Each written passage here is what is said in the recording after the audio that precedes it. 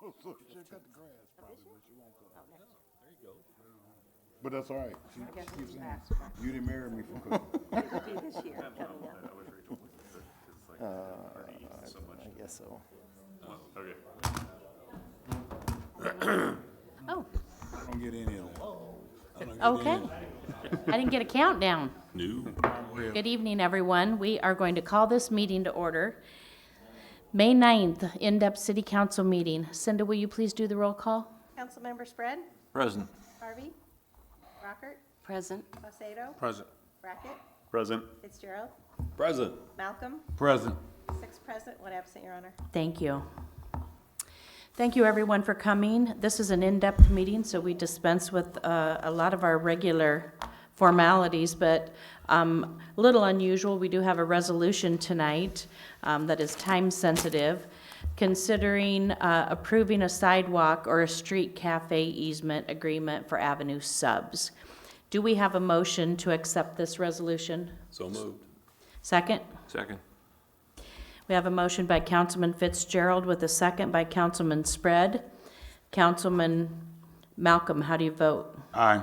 Councilwoman Brockert. Aye. Councilman Saucedo. Aye. Councilman Brackett. Aye. Councilman Fitzgerald. Aye. And Councilman Spread. Aye. This resolution is adopted with all ayes. We're going to continue on down with our agenda tonight.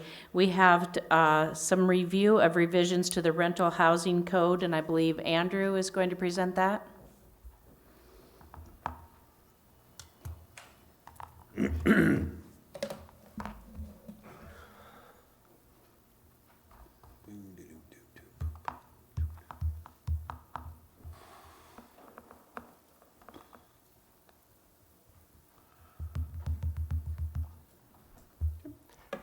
Mayor, Council, I'm going to kind of present a brief overview of the start of our process to revise and update the rental housing code.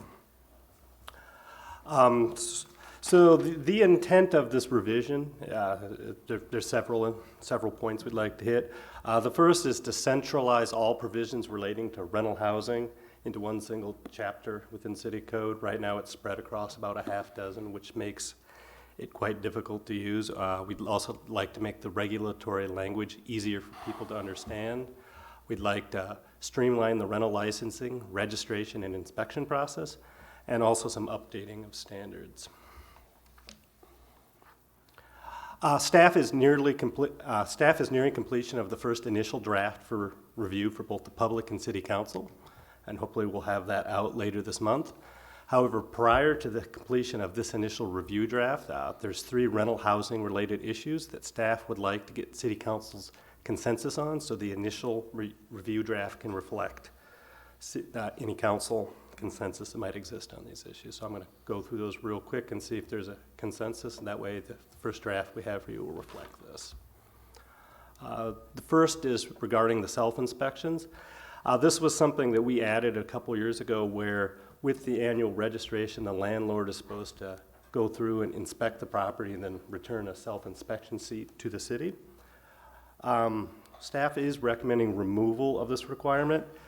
This was something we wanted to try out a couple years ago. This is the first year we've really fully implemented, and we're not seeing the results we'd hoped to, and really all it is done is added to the paperwork burden, both for the landlords and for the city, but without actually improving the quality of housing stock. So we would recommend removal of it at this time. So I guess I can go through all this or just see if there's a consensus on each of the points. If you're gonna be removing that, are you changing back, we're not gonna be, landlords are not gonna be paying $30 a year, they'll be 90. You're skipping right to my next point. Why don't you go ahead and go through it all, Andrew, and then we'll sounds like touch that's base. probably the best way. So that, leading into the requirement for annual registration, right now, as part of it, is you're required to register every year, and then every 3 years you renew the license, and that's the one that has the inspection. Feels a little cumbersome and doesn't add a whole lot of value, so what we'd like to go back to is kind of what it was previously, where every 3 years you had to pay your fee to get your inspection. However, in lieu of registration, we'd recommend that we strengthen the requirement that current contact information be kept with the city for all property owners and property managers. So if there is an issue, we're able to get a hold of them easily, which would have been the other reason for annual registration. So far, I like everything you got. All right, and going on to the last one If anybody here. cares. So there's been some questions about what our requirements should be required for screens on windows of rental properties. Staff's talked it over. We see that there's two viable options as to what should be required. So I'll give you option A, option B, and see if there's a consensus to which way the council would like to see it. So are both of these options consistent with Section 8 requirements? Yes. Okay. And actually, the way our murky way that our code's written now is we can start enforcing it either way after we have a consensus tonight. With the rewrite, we'll make it crystal clear, so that's the only way. So option A is that all openable windows will be required to have a tight-fitting screen capable of keeping insects out. Or there's option B, which is only windows that are windows needed to meet ventilation requirements, which would be one per room that doesn't have sufficient mechanical ventilation, would be required to have the tight-fitting screens that keep insects out. So Now, if you go to the property maintenance code, it talks about ventilation and the light coming in, but if there's two windows in the room and you need both of them to meet the ventilation requirement, then both of them would have screens. But if one would meet the requirement, then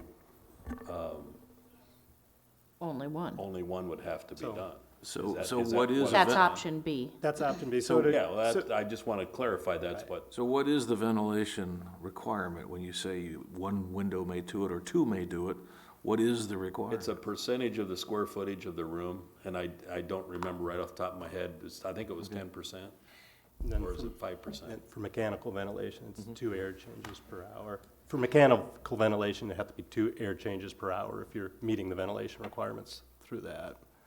Yeah, I know, based on the conversations I've had with landlords and the discussion that went on at the meeting in February, I think option B would be a better choice. We have a lot of older buildings here in town, and finding screens to fit every window that's possible to open, even though it's not probable it would be opened, I think is a bit onerous on the property owners. A lot of people don't even open their windows anymore. They go right from heat to air and heat to air. And So if the room lacks sufficient mechanical ventilation, so if it doesn't have air conditioning, Right, that's, so you're going to specify that if the house has central air, right, then there's no screen requirements. that would, yeah. I mean, so for both these, there's good examples, like when we bring the formal language forward, I'll show you. But there's technical, that we can borrow from other communities where this has all been worked out for this, so. Okay. Where that all these issues are defined, but what we're trying to do tonight is just what general direction you want to go, so before we put the time into developing the technical language behind it. My problem here is what person, whether renter or owner, wants to be in a house where insects are coming through the window? That just seems bizarre to me. Two, just because I have air conditioning doesn't mean I want to turn it on. Maybe I just want the window open. And I might want to use a ceiling fan. I don't know, but it just seems like it would be good sense to me to have the screens there. It can't be that big of a for homeowner, for the landlord, it's cost of doing business, it's a tax write-off in some of it, portion of it. But the other side of it is just general house. I mean, my house has screens on them. Whether I open the window or not is irrelevant. But I know if I do, I'm not expecting a bunch of bugs to come in through the windows because they're open. I think what I heard at the landlords meeting was that, we've got a lot of older homes, and my home would be a good example of this. I don't have screens on every window on my house because they don't exist for that, for that building. They didn't exist when I bought the house. I've got storm windows and I've got screens, but not for every single, I don't have screens for every single window. I'd have to have them custom built because there is no uniformity in any of the windows in my home. And what the landlords that were speaking at that meeting described was that in similar properties, you're talking about a 100-year-old property where they, maybe it's divided up into, 2 or more apartments.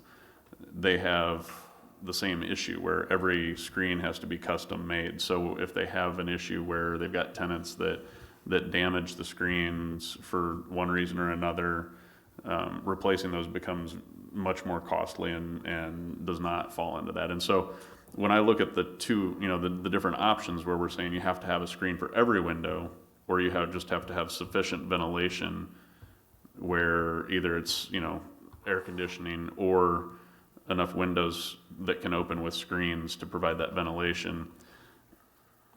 As much as I would like to see a screen on every window, because I personally don't like to use air conditioning, I have to side on that option B, just because of the way it was described to me, where the responsibilities that fall on the property owner becomes, it's something outside their control because they end up having so much damage done to the screens in some of those older homes. And, like I said, while I'd like to see screens on them, and I would hope that, they would have screens on as many as possible, having that as a concrete requirement, I do think that it ends up taking away from other things that could hopefully be done to improve those properties.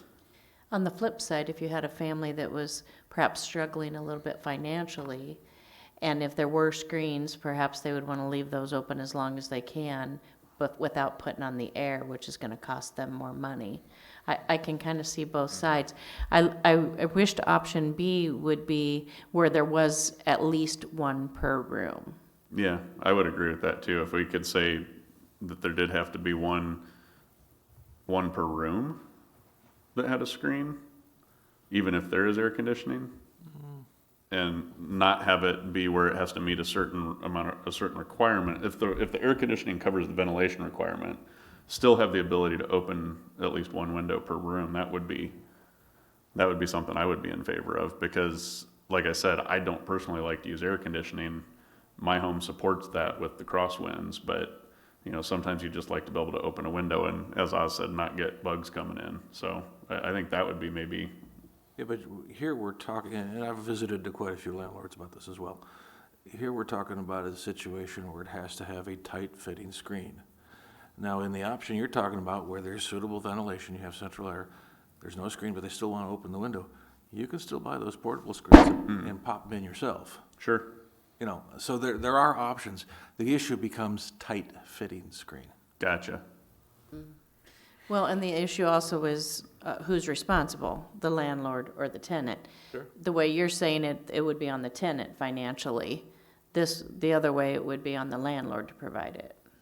By city code, it would be on the landlord. Right. But through their lease, then the landlord can obviously place responsibilities on the tenant, but. Yeah, well, and what Tom's talking about, I use those in my home in the spots where I don't have screens. So, yeah, and they're cheap. I mean, you can get them for a couple bucks. You can get nicer ones for more, but I'm cheap, so I buy the cheap ones. Well, and I'm thinking specifically, Yeah. there was a conversation I had with the landlord where the tenant, chose to open the window even though there was no screen and there was no need to open the window. I mean, so how do you police that? You can't. Right, And then you're going to hold the landlord responsible for tenant behavior. So, right. Yeah, and I know Go ahead. I'll let you finish, then I have a question for you. that was one of at that meeting, the landlords were asking if they could use those insertable screens that are adjustable to meet their requirements. And I know at that time that was not an option, but maybe that's something that they, well, that can be between the landlord and the tenant if you leave it the way it is right there. Yeah, I mean, like I said, I do primarily support option B. Well, let me ask a question, Andrew, for you. This proposal that you have, you just brought up, is there a landlord association still do what they do here? Is there a group? So did you submit this to them and ask them to give us their input and recommendations or thoughts? Or is that pending? I mean, because I'd like to hear what they have to say, because they probably have a better feel for it.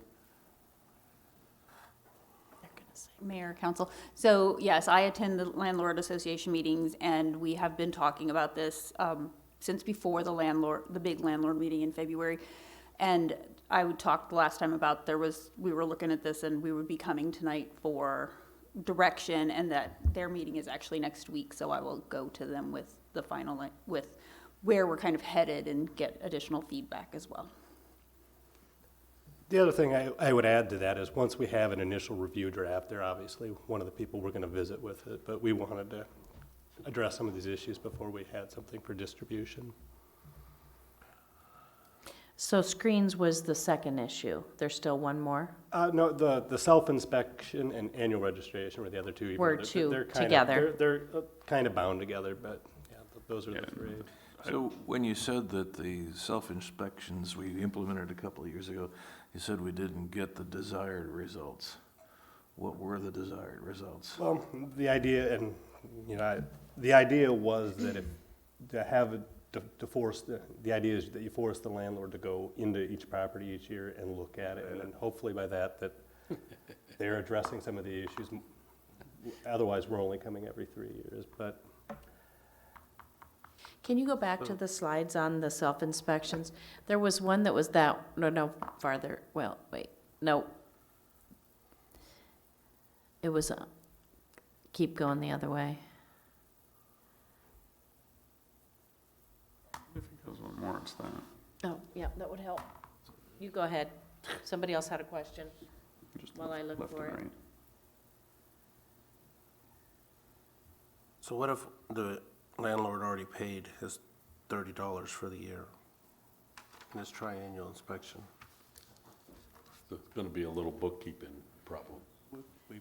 I know. We track that, and we would just account for that. I mean, they could either pay the $60 balance this year, or we'll bill them next year for the full $60.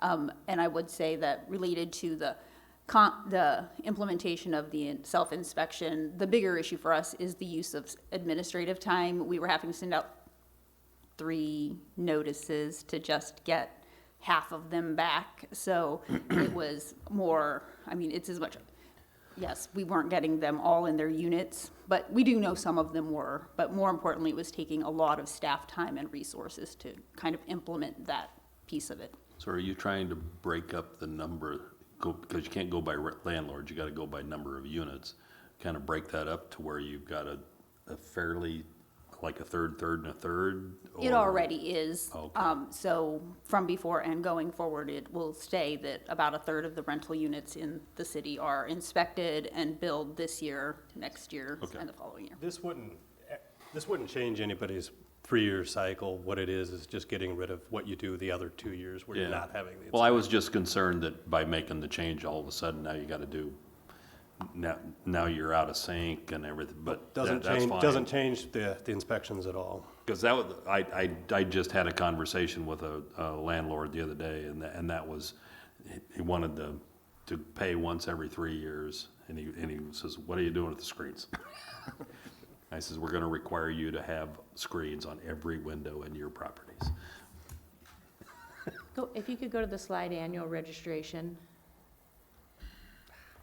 At the top, there. The third bullet point, are you saying it does or it doesn't create benefit? It's missing a knot. I apologize for that. Okay, that's where I was getting, Nope, that's a Ah. typo. okay.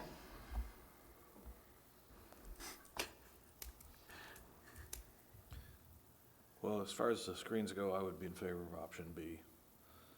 And I'm fine with removing the self-inspection requirement, so. We're not voting, but what are you thinking, Nadine? I agree with Tom. I agree with Nadine. Yeah, as I stated on the screens, I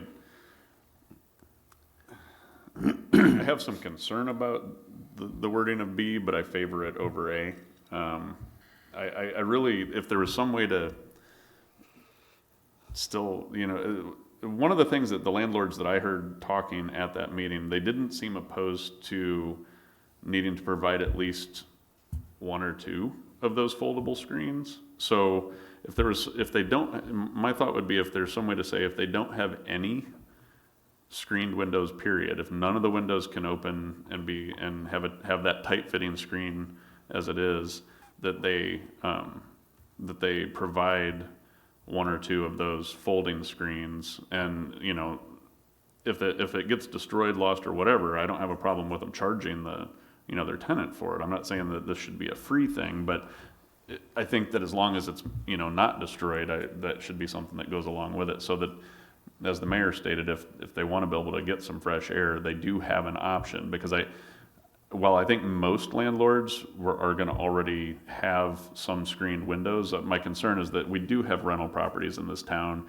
Probably not the people that came to that meeting, the responsible landlords, but there are some rental properties in this town that if you look at them, they're obviously not that well cared for.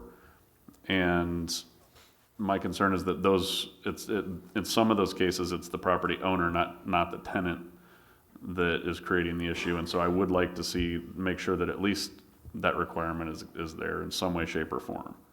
We can bring back when we bring back the exact code language, we can You know? put something there for you guys to consider. But, I think it's overbearing to say that every single window has the ability to open, has to have a tight fitting screen. And I mean, does it, because otherwise maybe you just have people nailing windows shut. I don't know. But Sounds like you have consensus on those. Okay. Were there other things that you wanted to go over? No, not unless there's anything else anyone on council wish to discuss Honor? on that. Yes. I'd like to request, Ms. Jody said that it's possible that the landlords are going to have a meeting. If it's possible, I'd like to request whatever they recommend and get a recommendation from them as a group. So, just so that you understand, not all landlords are a member of the Muscatine Landlords Association. Sure, but the ones that's meeting at this Including the meeting. single biggest landlord in town. Well, like I aware of said, that, they is all said I'm- that they're having a meeting, Yeah. so if the group in the meeting, the people that attend this meeting would like to send a recommendation that they recommend to council for us to review, I'd like to see it. I'm just, we've already said we'll give the consensus and, but I'd still like to hear, the people who have the most at stake at this, what do they think? What's their opinion? Whether we do anything with it or not, at least let me hear you. And frankly, I'm okay with B, but I still, if you go back to code, if I remember correctly, when you're designing or building a new home, there's amount of light that has to be, certain square feet of light, window, and half of that has to be available for ventilation. So I'll go along, obviously I'm one out, but I think there ought to be at least one window in each room that has a screen and now there might be 5 windows in the room, but one needs to have a screen on it. and I don't disagree with that, so. I like that idea. Well, the challenge you run into is, again, you start looking at the homes that are early 1900s, late 1800s. They don't have an ability unless you custom build one Well, for I- each and- one. And yeah. that's where you're gonna run into, how can we be consistent? And when you talk about, other landlords, I've been in meetings, Tom's been in meetings where we talked to landlords about this particular issue, and that was the big concern that, we're getting forced to put screens on windows 3 stories, 4 stories high on some of these buildings, but they don't even have screens. They never had them. They never had them when they were building, but then our code requires it. So I personally don't agree with your opinion of making one screen per each window. I would just say we make the ventilation the requirement that we do it there at option B. Well, and I do know, because I've ordered special combinations for people's windows that 3 foot by 5 foot, they're about $150 a piece. It's a combination. It can be custom made for any opening, and then that's the one I ordered. Yeah. And so don't tell me that you can't get them, because they can be. On windows that can be opened. Exactly. Correct, yeah. If they can be opened, and there's one there. And I owned a 1910 vintage home, and Well, every window in the I- house had a screen available. Again- Every window had a storm available. Again, it's more around, just like what Oz said, let's have those conversations with the landlords that are affecting them, not just one opinion of one home that you built. I'm more looking at the opinion of the actual landlords that it's affecting the most. So you'll be talking with them at their next meeting? Yes. Okay, thank you, Andrew. Oh, what's next? We have a presentation of the draft capital improvement plan. Lindsay?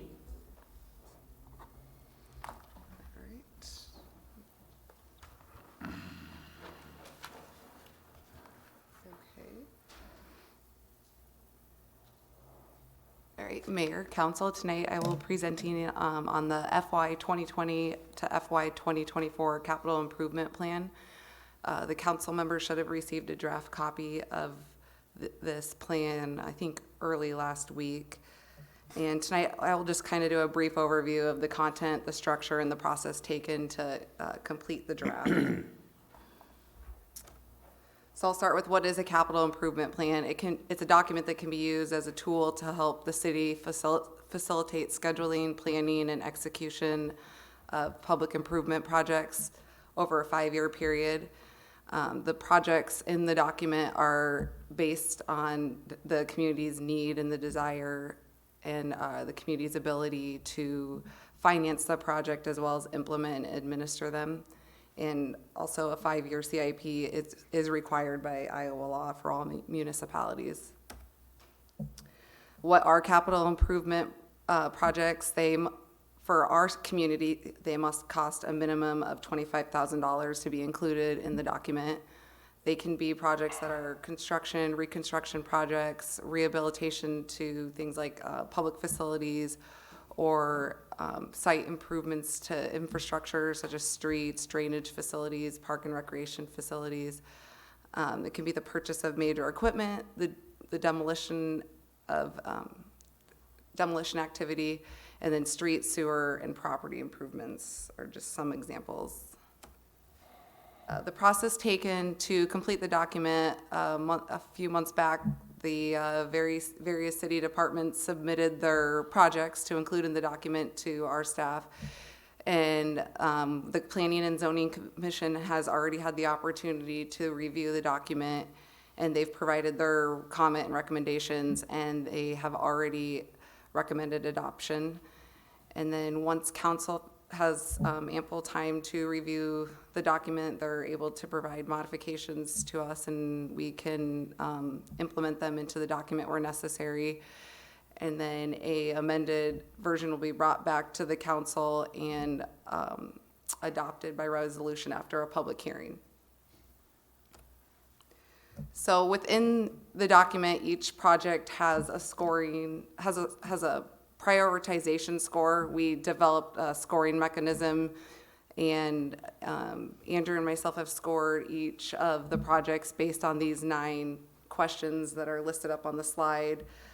And so with the score, it can help the city when they're creating future budgets identify what projects are prioritized based on these scores. I won't read the whole list, but for example, an existing asset or service is going to score less than if we're improving, other way around, sorry.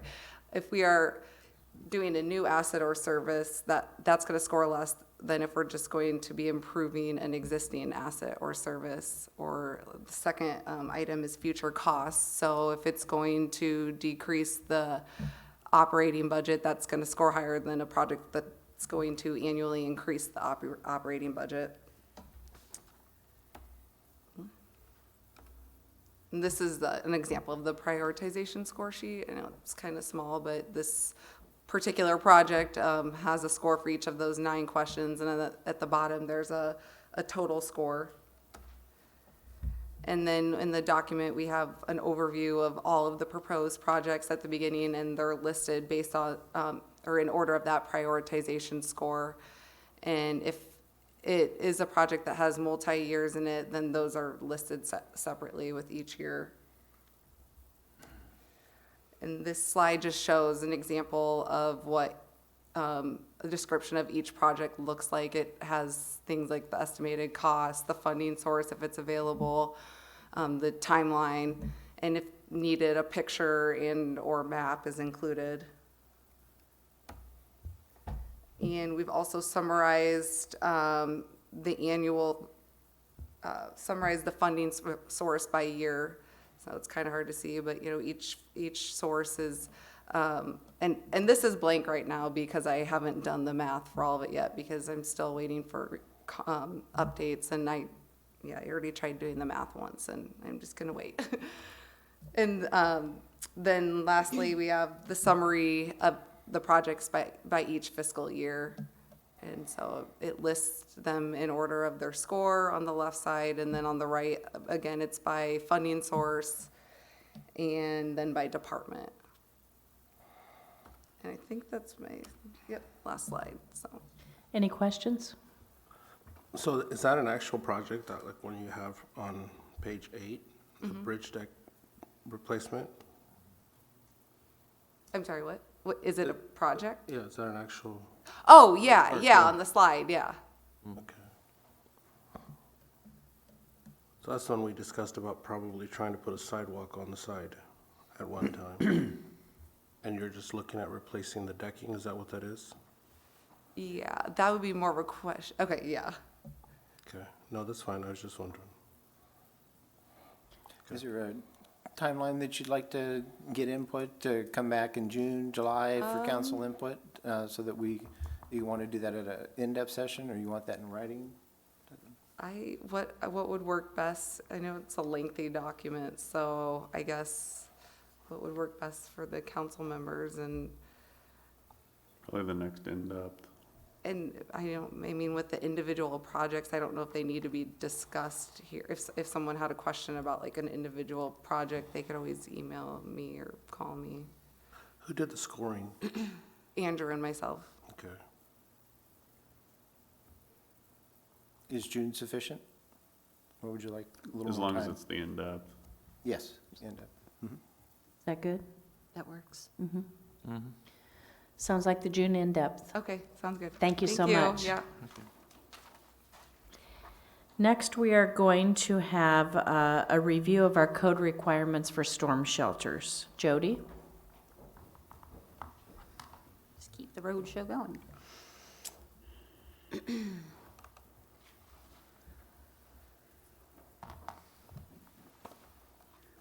All right, so tonight we're just considering the storm shelter requirements and getting some direction on if there are amendments to be made or not. So, looks so small from here.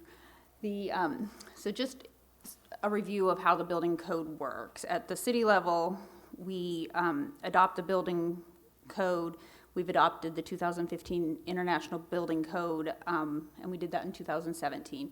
The 2017 building code, or 2015 building code, requires critical services to have a storm shelter, triggers a storm shelter requirement if they are 50 persons or more.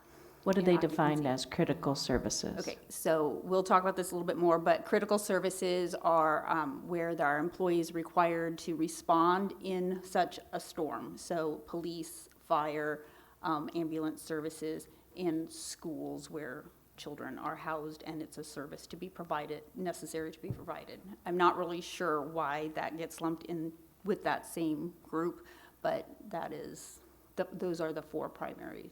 Would hospitals be included? in that? Hospitals are actually not included. I thought maybe emergency rooms were, but apparently that is not true. So, Thank you. so, anyway, so if you meet that definition, one of those definitions, then it triggers the requirement for a shelter. Shelter standards are established in ICC 500. So that doesn't cover daycare places that have over 50 kids? I do not believe so, Jason.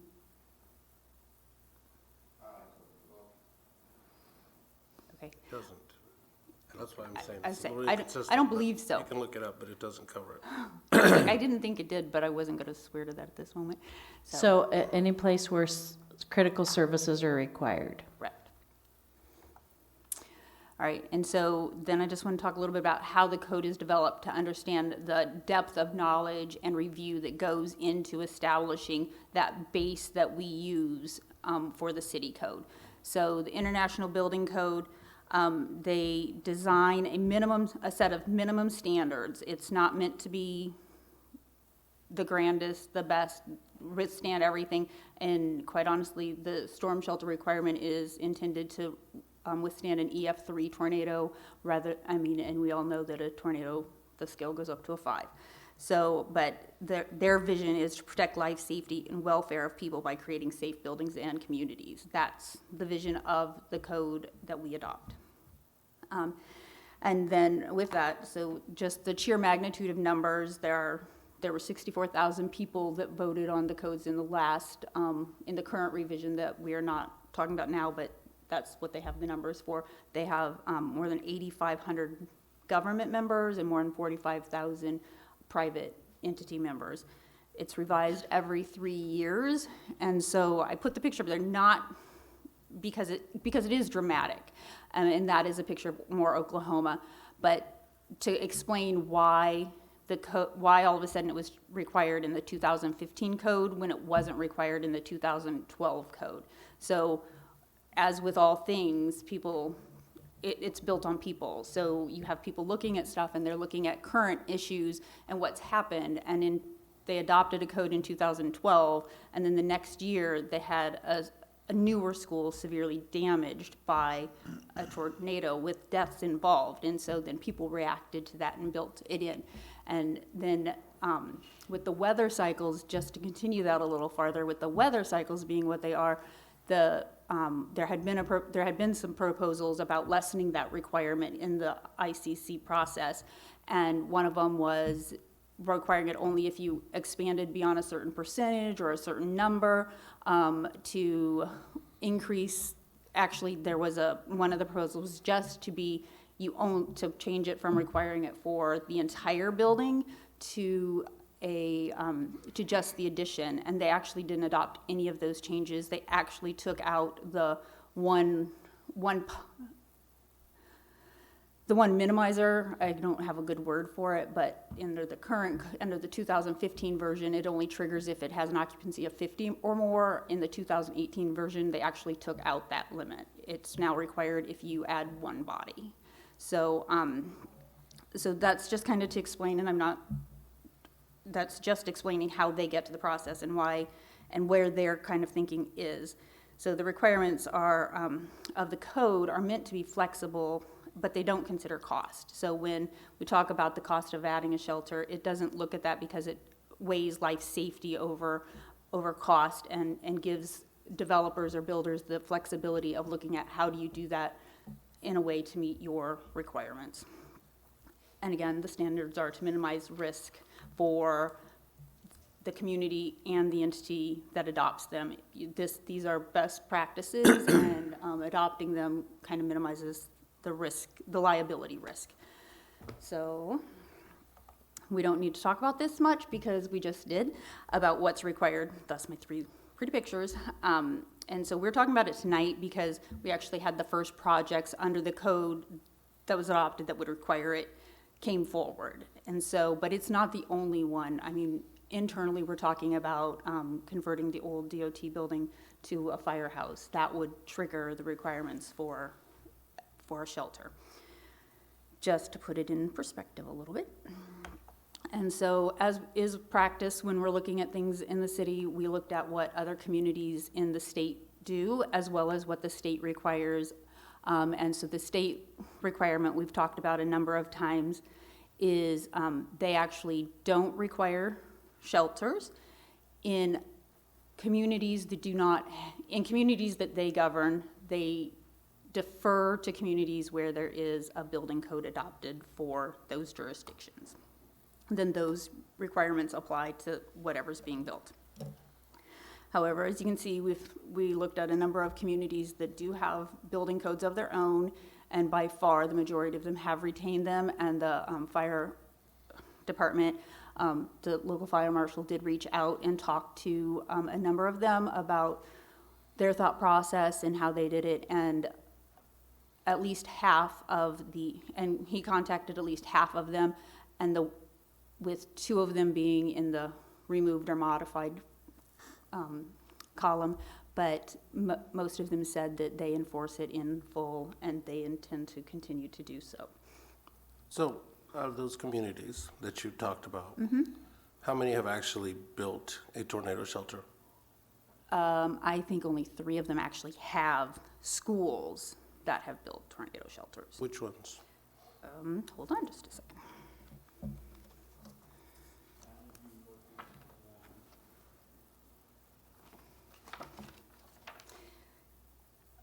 Donahue, would you say northeast? Donahue, and I don't even have Donahue up there, but, so,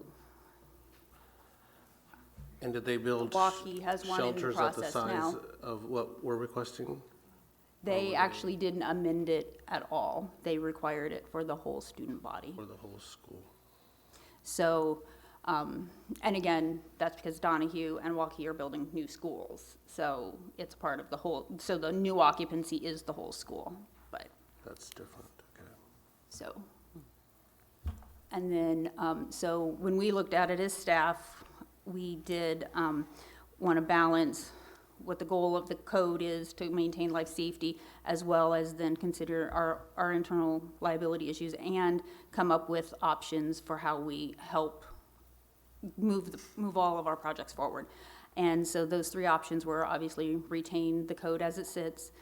Second option is delete the requirement altogether and then modify in some way. So this is what we spent the most time on, was how do we modify it? Because the other 2 are pretty self-explanatory.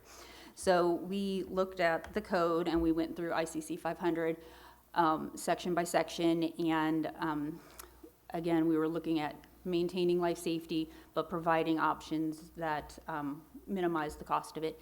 And that meant that we primarily looked at components in the ICC 500 that would typically be necessary if you were going to be in the shelter for a longer time period than the typical tornado experience happens, because the ICC 500, if you don't remember, addresses both tornadoes and hurricanes. So we looked at that and we kind of came to the same thing, what we were proposing for the school district for the STEM edition, and that is that only requiring the occupancy to match that of the addition, and then waiving the requirements for sanitary facilities, as well as then requiring the lighting requirement to be done through battery-operated, AKA flashlight means, rather than electrical service that would require a backup generator. And that is what we as staff are proposing at this point. We did actually have a meeting with the school district yesterday to talk about the STEM building and how to get there, and they have a plan that would actually comply with these requirements to get the STEM building under construction and going forward at this time. So, but I'll answer any questions. So emergency lighting, use of flashlights, they have emergency lighting like this throughout the high school. And the high school also has backup generator. So, I mean, unless it's flattened to where the backup generator, you wouldn't have to using flashlights. Those would be in every room. And that would be their option. It was just taking out if they were building someplace that they didn't have that. So the new proposal actually is building a new concession stand building, building, that would actually double as the shelter at the same time. And so if the backup generator weren't attached to that, they could use, and I'm not saying it's just flashlights. It could be, you have the battery mounted ones on the wall, that kind of thing. But gives, and right now, in the code, what it requires is if it's a occupancy more than 50, that it triggers the requirement for the backup generator and the electrical service. So actually what we're taking out is the minimum of, or anything over 50 or under 50. So to try to make it more cost Cost-effective, savings. yes. Well, Jody, am I to understand that these storm shelters are separate buildings from They can the be. rest of? Okay, They don't have to be, do they? No, they do not have to be. Is there like a, There is a distance requirement. It has to be within 1,000 feet of the construction that's triggering the requirement. And this meets that okay. for the school district. So you're telling me that what they currently have scheduled, or they've adjustments to their plan, is not to do the shelter within the STEM building, but it's gonna be a concession stand? Yes, it would be constructing, so as part of their stadium upgrades. They had already planned to do that, so they were moving it ahead. And so they're proposing, they made the concession building slightly larger. I was looking for Mike, there it is. And so he may be able to answer the question better, but to make that building slightly larger, reinforce it as required for the wind speeds and load requirements, and that it would be in compliance with ICC 500 without these things, because those are the things we're recommending we take out are the things that we said we could amend to begin with, so. That don't affect safety. Correct. Are there any drawings we could look at to see what exactly it is we're talking about? It's kind of in the preliminary part, just because they didn't want to go too far down the path until Right, we knew. understood. But, so, I couldn't pass them around, I just have. So how soon is So- this other facility going to be put up? So that's a condition that we have talked about, and for this to meet the requirement of this STEM building, we have discussed that it would need to be constructed prior to a certificate of occupancy being issued for the STEM building, and so they have committed to that, if that's the way they need to go to meet the requirement, that they will get the design underway, and then they would start construction, and both would open prior to the 2021 school year. So occupancy in this new storm shelter would be equal for the STEM building or the entire high school? Actually, so the other part of the occupancy of this proposed storm shelter is it actually has a by formula occupancy of 500. So it actually will meet more. It'll accommodate more of the students. It is not assigned to the STEM students. Okay. But the space requirement is 5 square feet per individual or something like that? Yes. And most high schoolers are skinny, right? I just read. And you said No. it was within 1,000 feet? Has to be within 1,000 feet, and And that's in the code, because I don't see that. 1,000 feet is what they, so then tornado comes, they gotta run outside 1,000 feet to get to this. Is that what you're saying? yes. Are there any other areas in the high school that currently exist where kids can go in case of bad weather? The rest of the population, of the student population and the teachers would continue to shelter the way they are right now, which is in the hallways of the main building. Okay, Hallways, restrooms, basically just shelter in place. but no. Not in the classrooms where there are No, windows. no, Not the no, windows. that's not what I meant. I meant Yeah, but Shelter within within inside, the- yeah. area within where the there's no facility. class. And the other piece for specific to the school project, and that's not, I mean, I want to make sure that we're not just identifying it for the school project, because it's not the only project that's going to be affected by any changes we do or don't make. So, but the other piece is that I think I talked about the last time, the saving grace for a lot of tornadoes is that they happen outside of school hours. However, at the stadium, those events have actually happened during a lot of inclement weather events. So it would also serve that population as well. So it kind of covers a little more basis. I'd cram 4,000 people in. They told me 2,500 is about the best. Okay.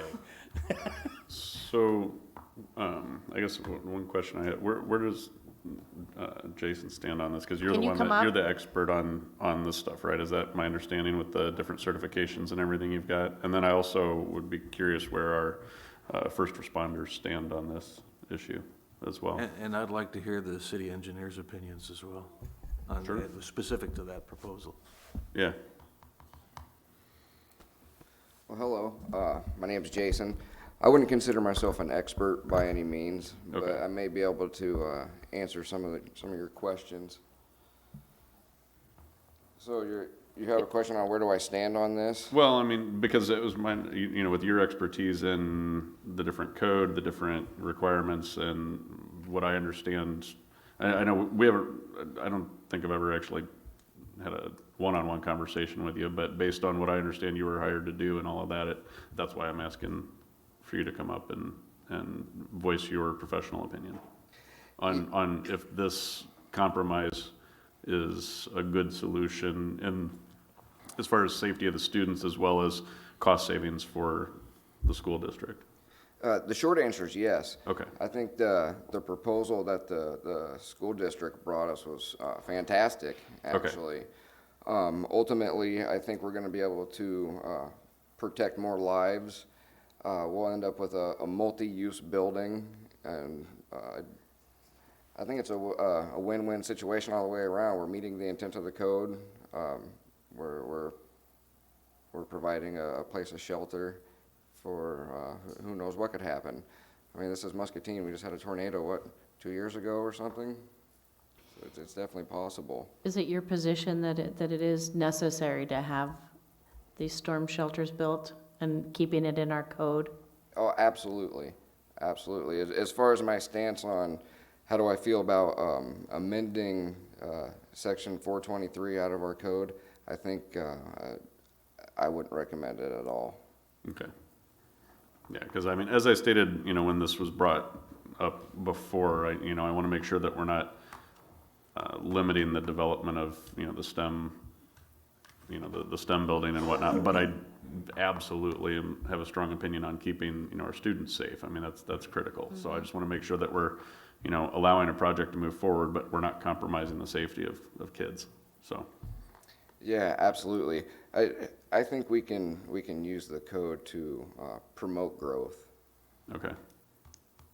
Okay, that was really the questions I had. Thank you. For you, then I guess.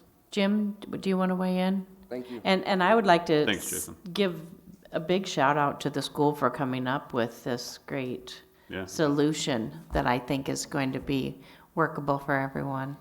Thank you. Go ahead, Jim. What do you think? Does this microphone? You know that lifts up. Mayor, Council, I agree. I didn't realize that this compromise was in the works, but to me, it looks like everything that should be done and could be done, and I'm completely and totally in favor of it. My previous objections to most of this was that you never, and I mean never, want to politicize life and safety and health codes. It's tantamount to our society. I'm okay with this. Great. Thank you. Thank you. Any other questions or comments? Councilman Malcolm? Well, You wanted to hear from Jerry? Yeah, Jerry, but I also like to hear from the superintendent since he's here. I'm sure he had something to do with putting this together, so. I would just echo what Jim and Jason said. The fire department, we follow the same codes for the safety reasons. Experts create these, and we sit through the site plan review. So again, we're sitting at the same table discussing it, but we fully support the building department. And again, I think this is a win-win for everybody. So Great. Thank you. Mike, do you want to say a few words? Thank you so much for coming tonight. We appreciate it.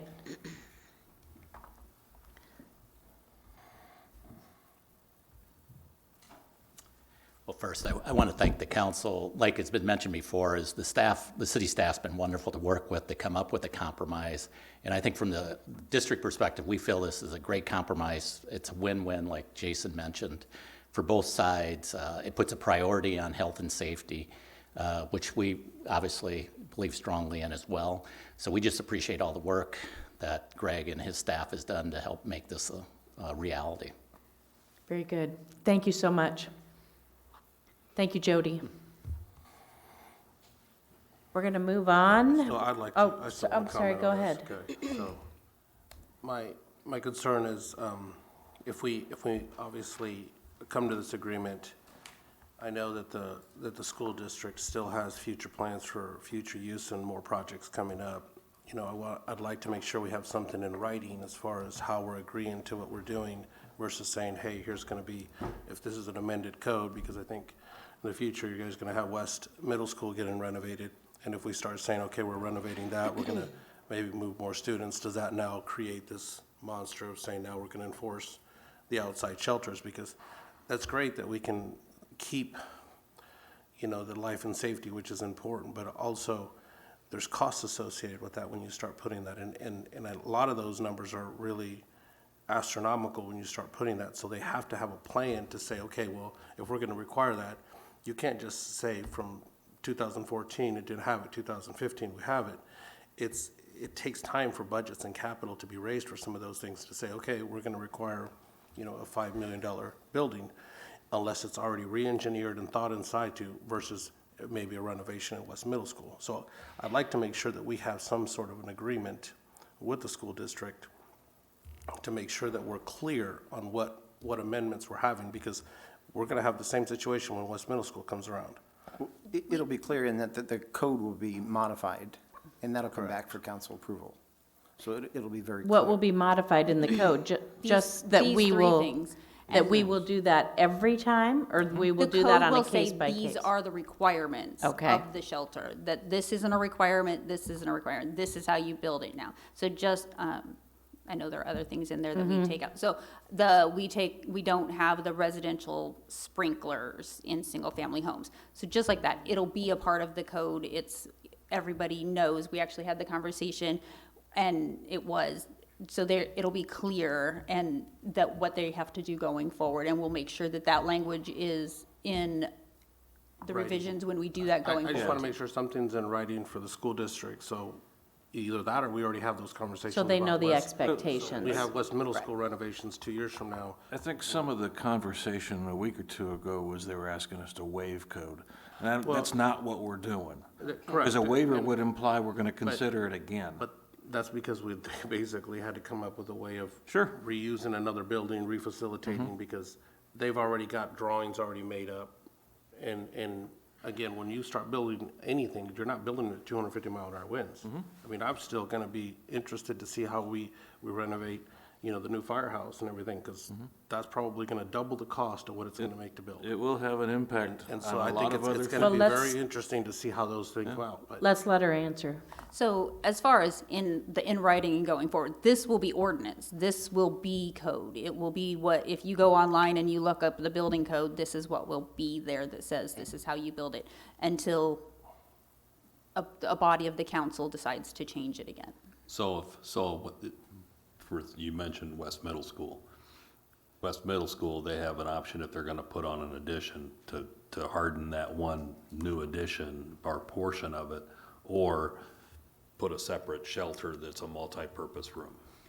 Correct. I mean, the Within way code 1,000 is built, I mean, it's their option at this point to build it outside because they did have plans, because it's a different building.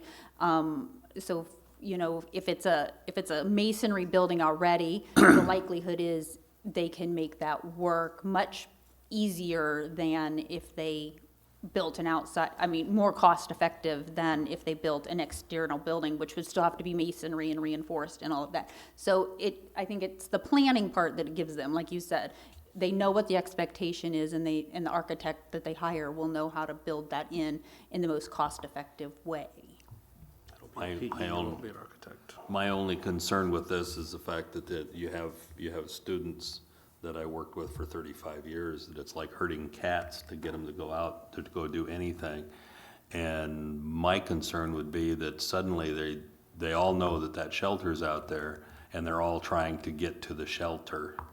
And then you end up with. But that's not on us, that's on Mike.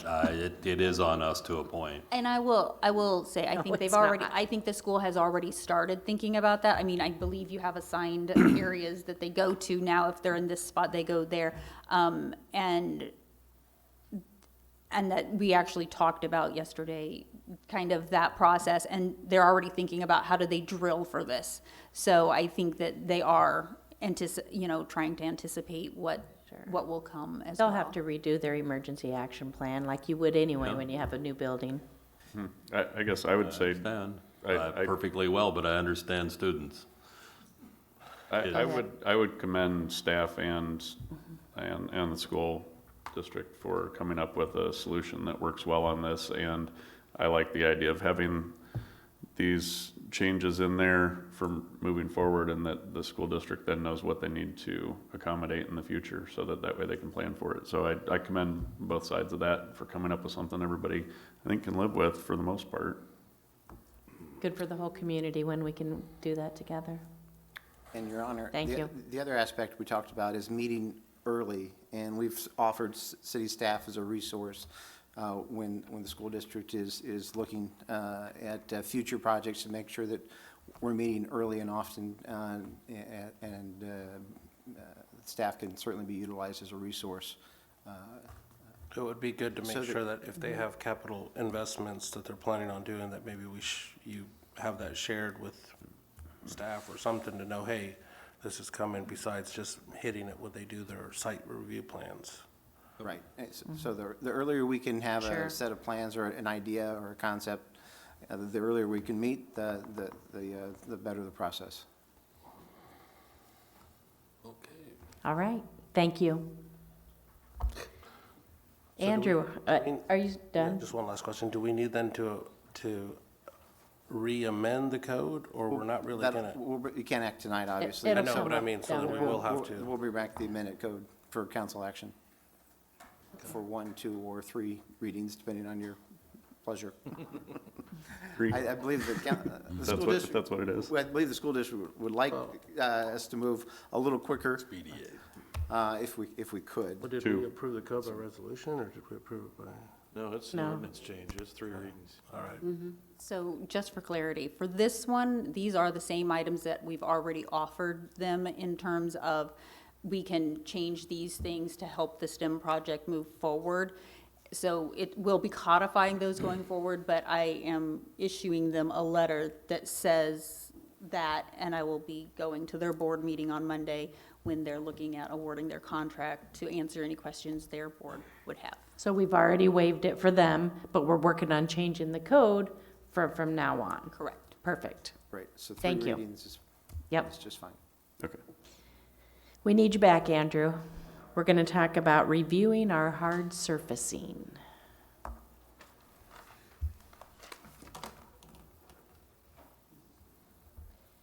Giving that PowerPoint a workout tonight.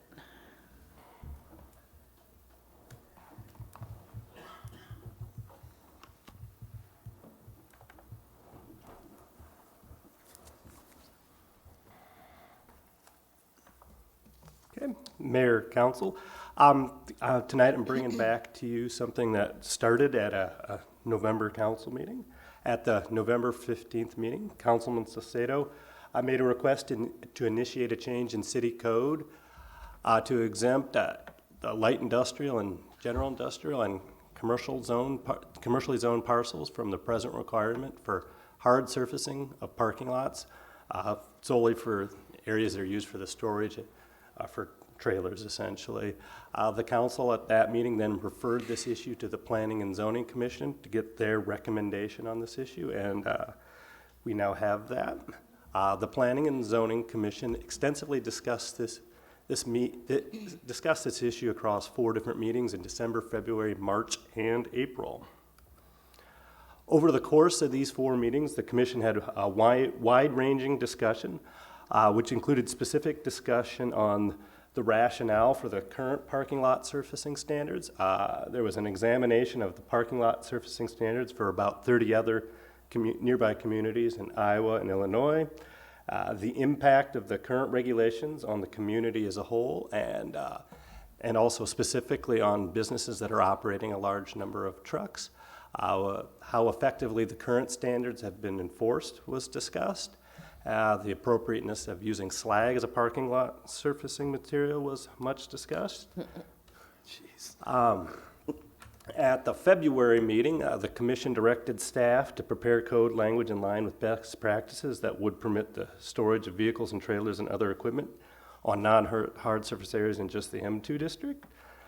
And they all further directed for such an allowance to be done in a way that minimized impacts on nearby areas.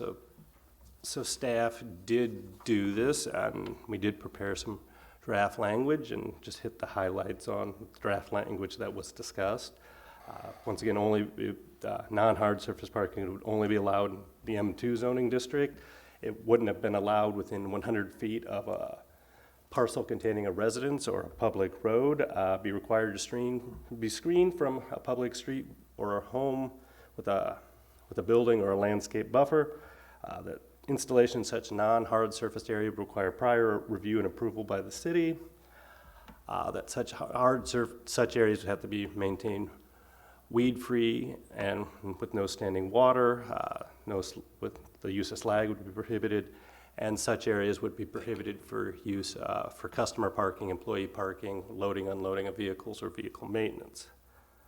However, at the April 9th meeting, the commission ultimately decided by a vote of 4-2 that the city council not change the current parking lot surfacing standards. And there was 2 reasons that the four voting to not change the current standards gave for that. And I'll kind of touch on them a little bit here. That first, that the hard surfacing for all parking lots and driveways is desirable for both environmental quality and community aesthetics reasons. And there was also concern over the fairness that only giving an exemption in certain circumstances in industrial areas when the similar case could be potentially made for other areas, for example, the storage of RVs or boats in someone's backyard, long residential driveways, et cetera, that if you made this one exemption, that you'd wind up making a lot more in the future, which would increase the impact, or B, that it would just be unfair to those you didn't. So that was their rationale.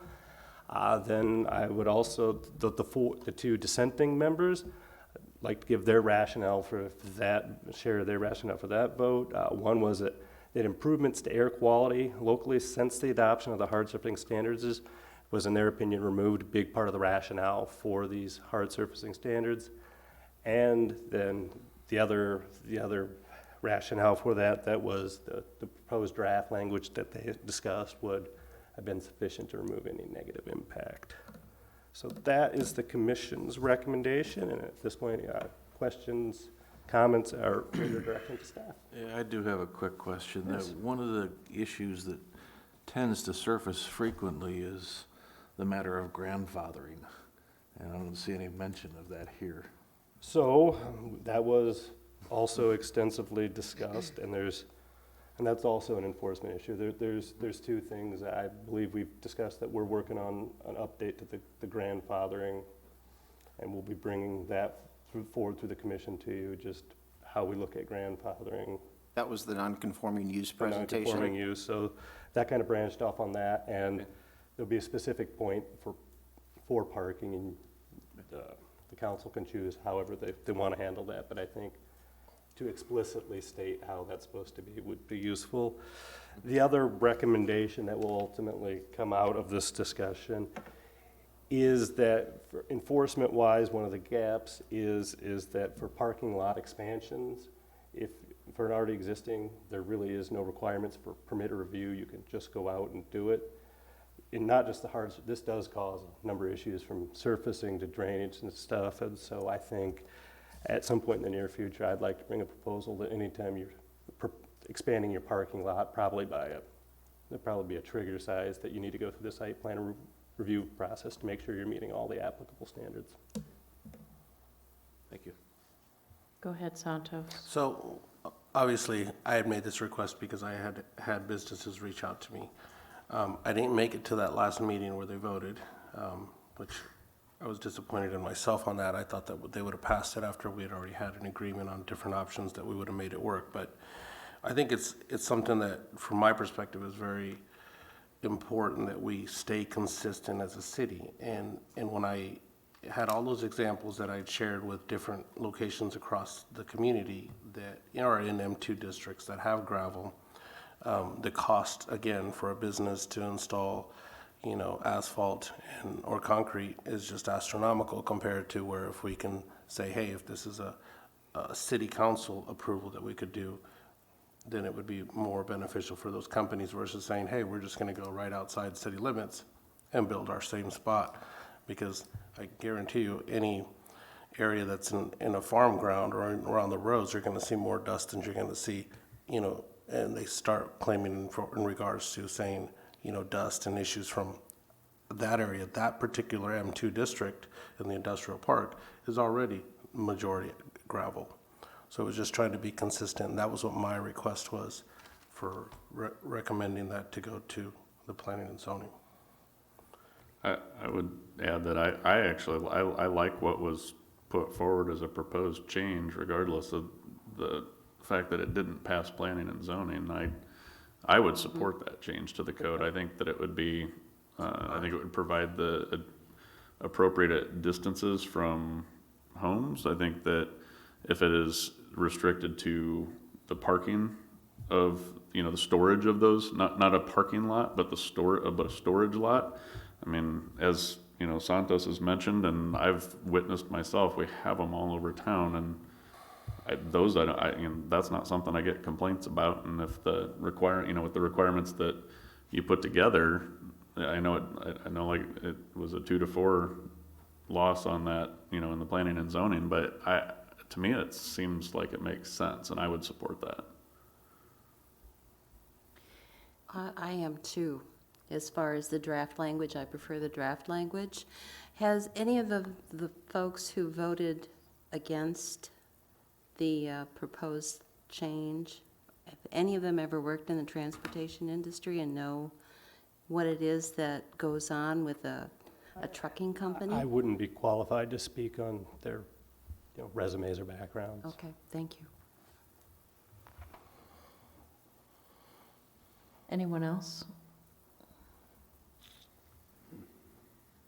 I'm just curious that, based on everybody was going for this, even though zoning recommended against it, where do we go with this now? How do we? Council still can proceed with this. I believe it's city code where if you're doing a change to the zoning ordinance where planning commission has recommended not to, it requires a supermajority. So I believe that's 5 votes instead of 4, I believe is what's in city code. That doesn't come up too often, but. I do appreciate that you left slag out of the permissible in the recommendation.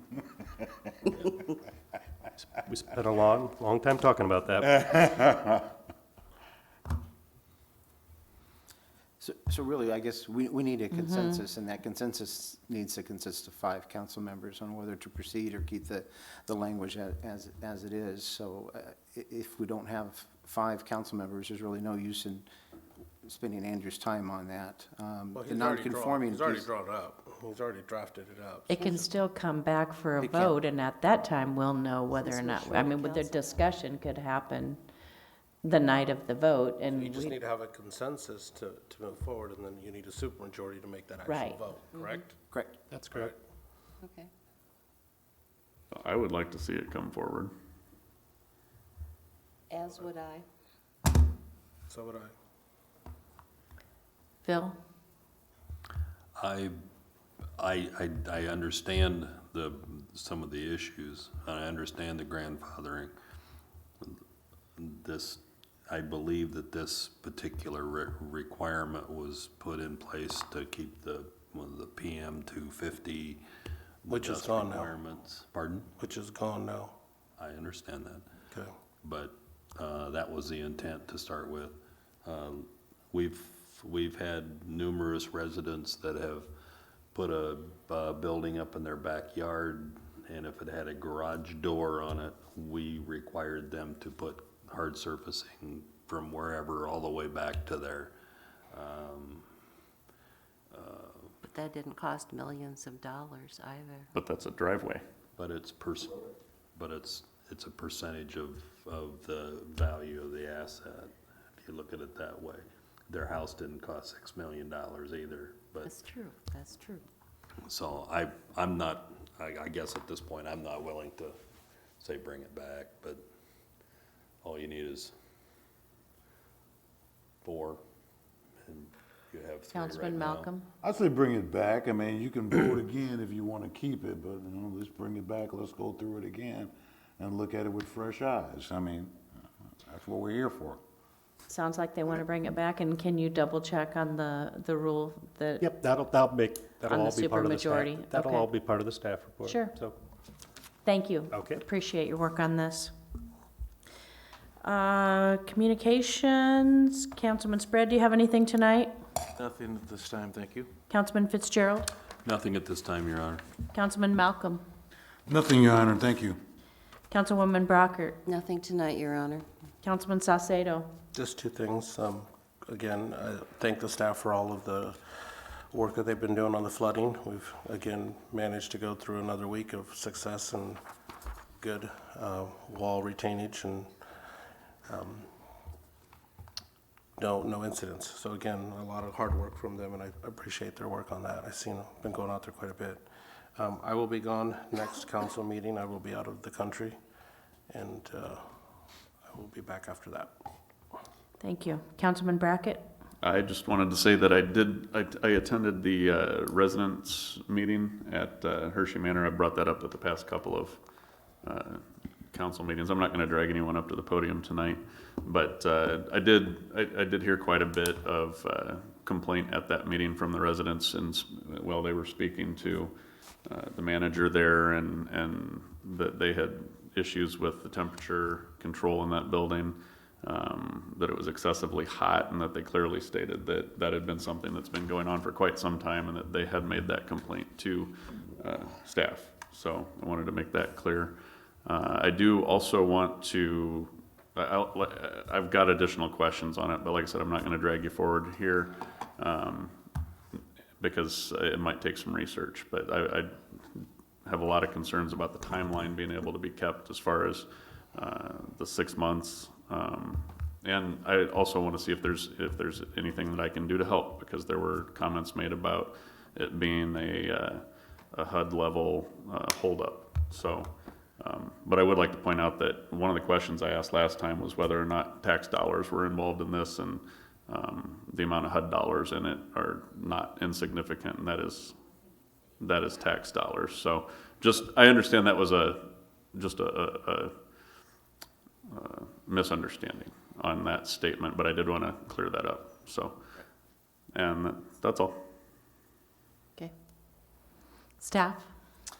I have actually asked Jody, and she's begun working on a memorandum on the topic. You also note that it's been an issue in the budget book that's been cited for the past 2, 3, 4, I'm not sure how many years. So yes, it's been an ongoing issue that staff and the board has been dealing with. So that's in the process as well. Those complaints that have been noted, in fact, Melissa, I understand, talking to her briefly today, has already tried a few things, opening up some of the units and getting a breeze through some of the hallways that are not open to the public. So, and it dropped several degrees in doing so. So that was a positive as well. So they continue to work on it, but it has been a long and complicated process. There's a second mortgage refinancing in there that they've been working on as well. So it's been a long and complicated process to get that new system in place. So. And that, along with the ownership, is something I'd like to know a little bit more about, as far as that goes. That's so what the memo is. The ownership. Sure. And some of the issues I was hearing about, I was over there the other day as well, on a different day, was not so much they know there's a problem with the heating and the cooling, and we've been working on getting HUD approval to get the whole new unit in, but more of an issue of when you decide to turn the chiller on or the heater on. So I know that we've been working for years to get this new unit, and I know that that's moving forward, but something that we can do now is turn the chiller on when they get hot or turn the heater on when they get cold. No. Well, I know you made a policy a couple years ago about, or somebody in your department, about it has to be this cold for this many days or this hot for this many days. That was what they were hoping could get looked at. Like all their chocolate melted. I heard that complaint. Okay. Bulldog I get chocolate that was too. a melted glom. So it's not the policy. I mean, I'm more than happy to look at the policy anytime. The problem is that the system itself isn't as simple as turn on the heat or turn on the chiller like it is at your house. If you turn off the boiler, when you turn it back on, especially in the weather we have right now, it warms up about the time you need to turn it off. And then it takes that long to cool off. Sure. The chiller is, we can't actually turn that on internally. Kelly's has to come and do that, especially while the temporary is there. Right. So But it could be turned on when you choose. I It mean, I know you could. gotta have somebody else do it. It could, but, so if the chiller, and again, back to the fact that this chiller is vintage 1984, it is, if we had the chiller on right now, it would literally be 56 degrees in the dining room. So it's finding that balance, which is why we're trying to come up with other ways to cool it off. And so today it was 71 degrees in there. So pretty reasonable temperatures at that point with when you can open the air. Tonight it's supposed to be down to right around 40. So, and again, like I said, the chiller doesn't moderate well. And so once we turn the chiller on, we get a lot of complaints about, I mean, when you go to the board meeting, the board members, when they're meeting in the dining room, don't take off sweaters and jackets a lot of times because it's just frigid. Did we turn off the boiler once and turn it back on again this year? Not this year. We Okay. just turned it off and left it off. Have we done it before? Yes, which is in 2016, we had turned it off and then it was got cold warm again. for like a week and then it got cold and it was not gonna, or vice versa, whatever it was, but it was, yes, that's why we put the policy in place in the first place. So, and I'm more than happy to talk about what that is, and it's kind of a guessing game, and it's kind of a loose policy. If it's, if it looks like it's going to stay in the 70s for the better part of a week, or 68 for the better part of a week, we will turn it on. The problem has been, it's been 68 and 72 and 53, and so we're just trying to balance all of that out. Thank So you. But the board has set the policy. The board has approved the policy, yes. Okay, thank you. The policy is our policy, though, not Hershey, not the owners. It's the Hershey Manor policy. It's the owners. We didn't make the policy of when I to. said it and they approved it. Okay, So gotcha. it's kind of similar to, we bring back a recommendation and you approve it. Sure, It's the same sure. process, only different board. Yep, Yeah, so the policy belongs to the board. not right. us. There is quite a bit of discussion in the last several budget books that you may want to check out if you've got some time. There is some good history in those budget books, so.